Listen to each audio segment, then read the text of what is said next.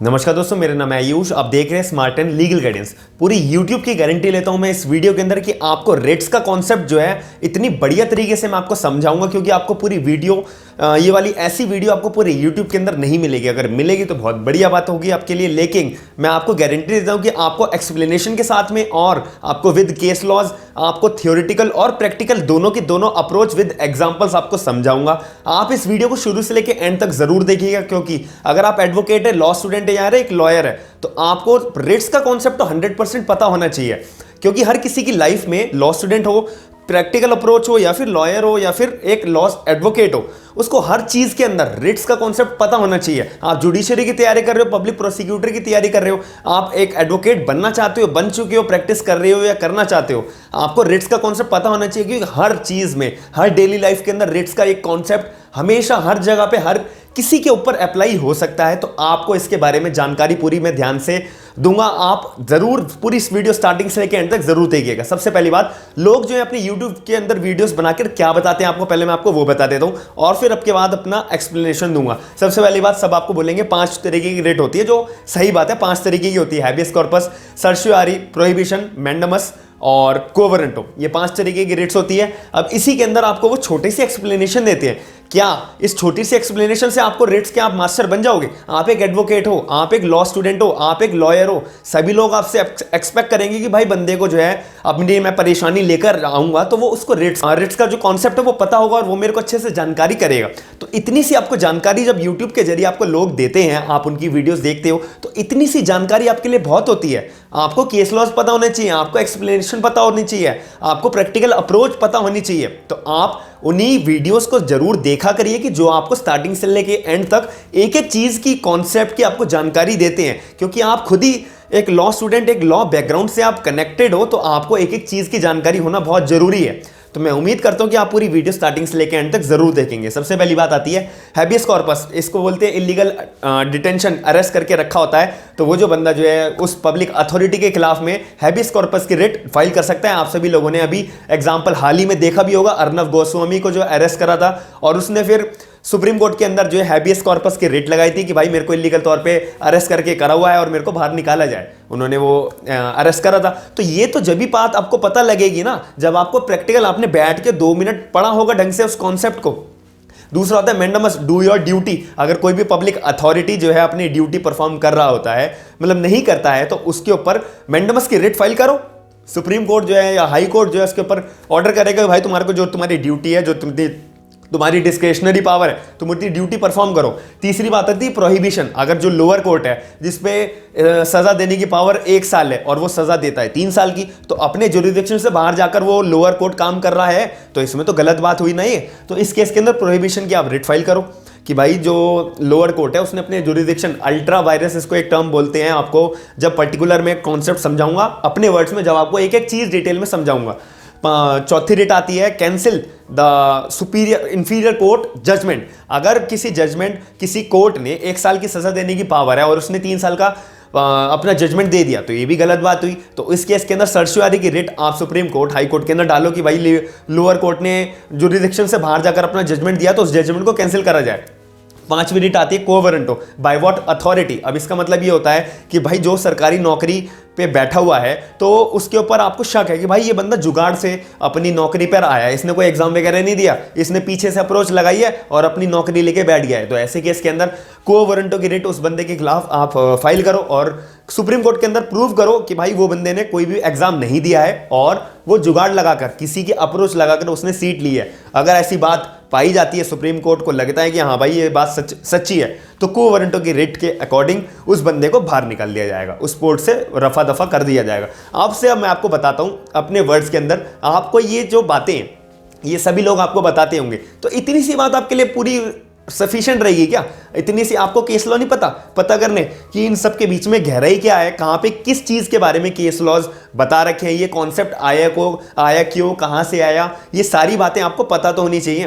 तो ये कैसे पता लगेगी, मैं आपको इस वीडियो के अंदर आज हैबियस कॉर्पस के अंदर इतना बढ़िया आपको मास्टर बना दूंगा और आपको इस वीडियो को देखने के बाद इतनी सेटिस्फेक्शन होगी कि मेरे को अब इस वीडियो के बाद एटलीस्ट हैबियस कॉर्पस के अंदर केस लॉज पता है, मतलब पता है, प्रैक्टिकल अप्रोच पता है, विद एग्जांपल्स पता है, और एक्चुअल में इसका मीनिंग क्या है, आया वर्ड ये कहां से आया, कहां से ओरिजिनेट हुआ, सारी डिटेल्स आपको मैं अभी प्रोवाइड कराऊंगा।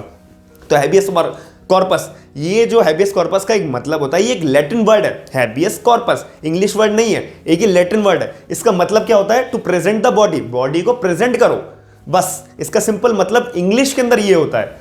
हैबियस कॉर्पस एक लैटिन वर्ड है जिसका मतलब होता है टू प्रेजेंट द बॉडी, या फिर you may have the body. भाई या तो बॉडी को प्रेजेंट करो, या फिर जो अगर तुम्हारे पास बॉडी है तो उसके पास लाओ, उसके पास बस इतना बताओ कि तुम्हारे पास बॉडी है, या फिर तुम बॉडी को प्रेजेंट करो। इन दोनों में से कोई एक ही बात आपके पास होनी चाहिए at least.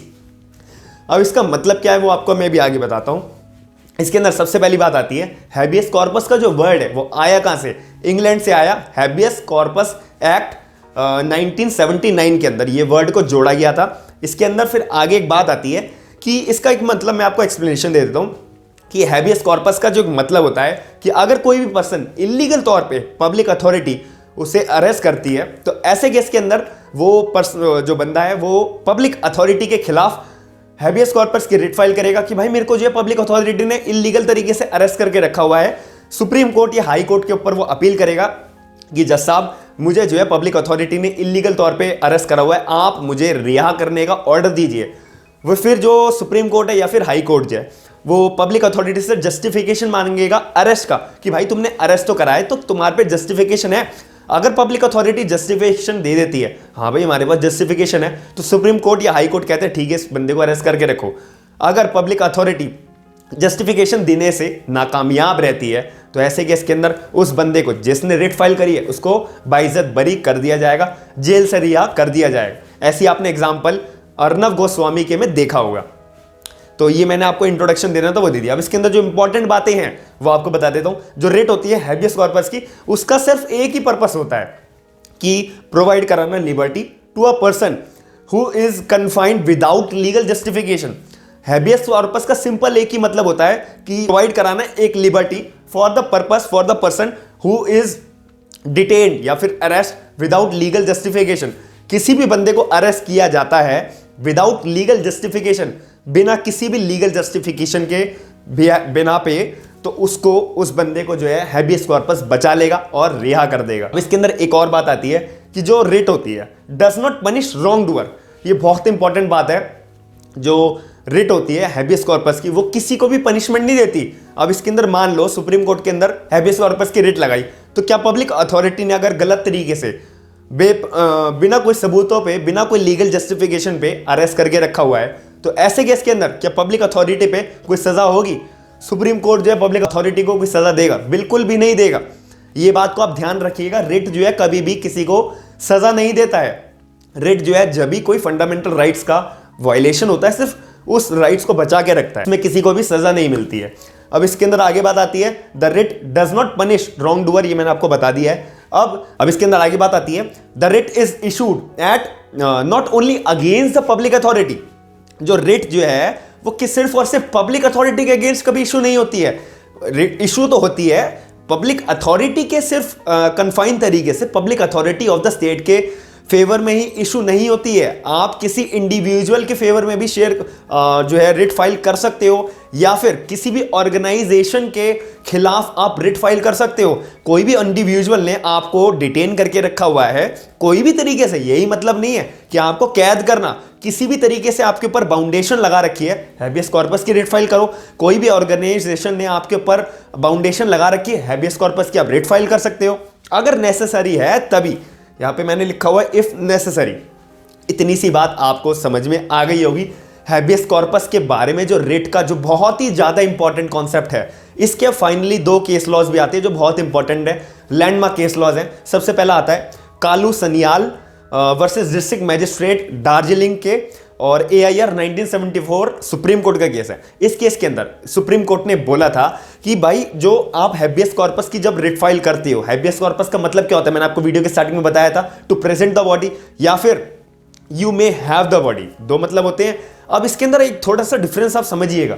To present the body मतलब आप बॉडी को प्रेजेंट करो, या फिर you may have the body, आपके पास बॉडी तो है ना, आपने जिस बंदे को अरेस्ट करके रखा हुआ है वो बंदा तो आपके पास अरेस्ट होकर आपकी जेल में है ना। तो अगर इन दोनों में से कोई भी एक बात जो पब्लिक अथॉरिटी वो कोर्ट के अंदर प्रूव कर देती है, सेटिस्फाई कर देती है या बता देती है, बस इतने सेटिस्फेक्शन हो जाता है। तो ऐसे ही इस केस के अंदर बोला था कि भाई अगर किसी ने हैबियस कॉर्पस की रिट फाइल करी है तो इसका मतलब ये नहीं है कि पब्लिक अथॉरिटी ने किसी को अरेस्ट करके रखा हुआ है तो उसको कोर्ट के अंदर पेश करा जाए, यानी कि टू प्रेजेंट द बॉडी, उसको प्रेजेंट करा जाए, ऐसा जरूरी नहीं है। क्योंकि इसके अंदर साथ ही में ये भी मतलब लिखा है, अगर पब्लिक अथॉरिटी ने ये बोल दिया हाँ जी जिस बंदे ने रिट फाइल करी है वो हमारी जेल में अभी कैद है, उसको हमने अरेस्ट करके रखा हुआ है, हम उसको भी प्रेजेंट नहीं कर सकते, बात ही खत्म। तो कोर्ट जो है कोई भी इसके अंदर पब्लिक अथॉरिटी को फोर्स नहीं करेगा, ये नहीं बोलेगा नहीं भाई तुम बॉडी जो बंदा है उसको प्रेजेंट करो कोर्ट के अंदर, ऐसा जरूरी नहीं है। ये बात इस केस के अंदर क्लियर कर दी गई थी।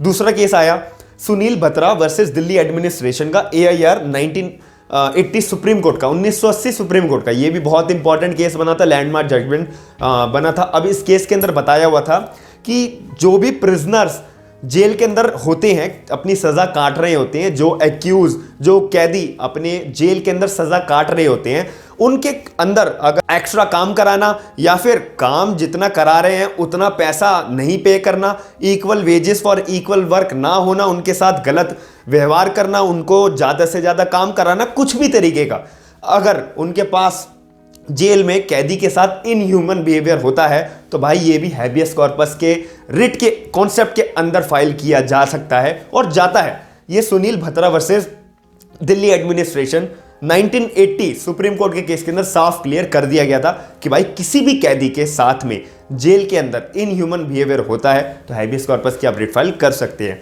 तो मैं उम्मीद करता हूं कि आपको पूरी वीडियो के अंदर जो है रिट का कॉन्सेप्ट रियलिटी तौर पे, थ्योरी वाइज, प्रैक्टिकल वाइज मैंने आपको समझाना था। पूरा का पूरा आप जुडिशरी की तैयारी कर रहे हो, पब्लिक प्रोसिक्यूटर की कर रहे हो, लिटिगेशन की कर रहे हो, किसी भी तरीके की आप प्रैक्टिस कर रहे हो या तैयारी कर रहे हो, आपको ये कॉन्सेप्ट तो पता होना चाहिए। अगर ऐसी आप मेरे को कमेंट सेक्शन के अंदर अपना बताइएगा कि मैं अलग अलग वीडियोस के अंदर मैंडेमस, प्रोहिबिशन, सर्शियरी, को वारंटों के बारे में भी केस लॉज के साथ में एक्सप्लेनेशन के साथ में आपको प्रोवाइड कराऊं, तो मेरे को कमेंट सेक्शन के अंदर ज़रूर अपना व्यू ज़रूर बताइएगा कि मैंने कुछ बात आपको अच्छी लगी हो, नहीं लगी हो। आप लाइक और या डिसलाइक करके वीडियो को ज़रूर बताइएगा। कमेंट सेक्शन के अंदर आप मेरे को ये ज़रूर बताइएगा कि मैं आगे इन सबके जो रेट्स हैं उसके बारे में भी वीडियो बनाऊं या नहीं बनाऊं। तो मैं उम्मीद करता हूं कि आपको वीडियो अच्छी लगी होगी। थैंक यू, धन्यवाद।